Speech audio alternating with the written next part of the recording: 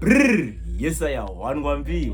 SKE. One rasta nodya nyama mafia nasi kumandandi ndashanyirwa nemfano weZim hip hop uyanonzi King28 ane ngoma nyowani rinonzi Ndiripa charge. Doti mu rate out of 10 kuti ariko ere kana kuti hako and anokwanere kuma G's. Brrr, you must selector. The mountain wagwan yoga. Boom. Run it.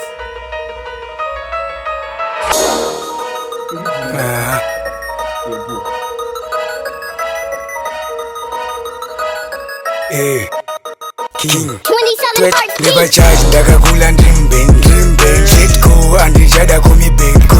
maratota kubuda norize sinoka andishada pipe never charge ndakakula ndrimbe shit go andishada kumibe maratota kubuda norize sinoka andishada pipe mani mega chingolingana na kindi ya minde chango ndipe phone paramendi kavachiva vakaluka moraki vanarata vaneki vakarova yellow jeans ndivatake ndoda milo plus bank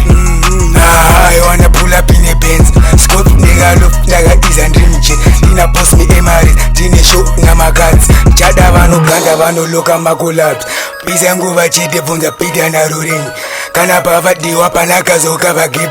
wangu ndine goda ndakamaina patinoke kiva charge ndakakula ndrimbe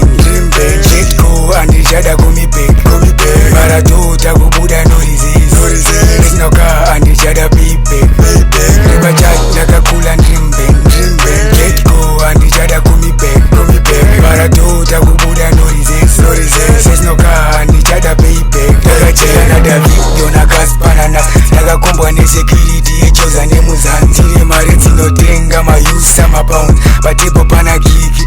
moregai zitebo rakazara mapula marani beyonce akandigara ndichirara maparis ndopinda china city military ndosavhitsi takatinya zvedikopa plus famous padeni chada vanoganda vanoloka makolabs pisa nguva chete bvunza pita narurenyi kana pavadiwa panakazoka vagip wangu ndine goda ndakamaina patinoke kiva charge ndakakula ndrimbe jetco andichada kumibe maratota kubuda norize sinoka andichada pipe kiva charge ndakakula ndrimbe jetco andichada kumibe maratota kubuda norize sinoka andichada pipe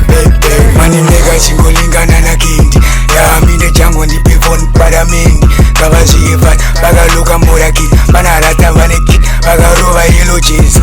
ndivatake ndoda milo plus bank I wanna pull up in a Benz scope ndikalo ndakaiza ndrimche ndina post me emaris ndine show namakadzi chada vanoganda vanoloka makolabs pisa nguva chete bvunza pita narurenyi kana pavadiwa panakazoka vagip wangu ndine goda ndakamaina patinoke King